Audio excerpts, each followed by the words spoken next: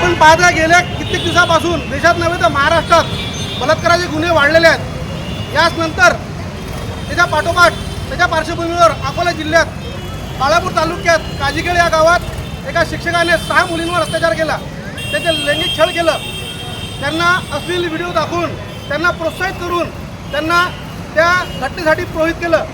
याच निषेधार्थ आम्ही आज इथे सर्व प्रहारचे कार्यकर्ते व महिला कार्यकर्त्या सर्वांनी मिळून इथे एका पुतळ्याला फाशी देऊन इथे निषेध व्यक्त केलेला आहे।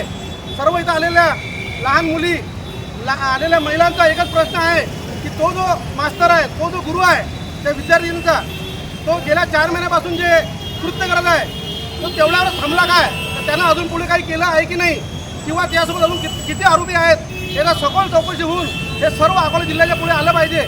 या ठिकाणी आमची हेच विनंती आहे और हे विनंती आंदोलनाच्या स्वरूपात अजून कठोर होऊ नये, अजून उग्र होऊ नये अशी विनंती आम्ही इथे या ठिकाणी प्रशासनाला करतो व आमच्यासोबत राहून या प्रकरणाला न्याय द्या ही विनंती करतो।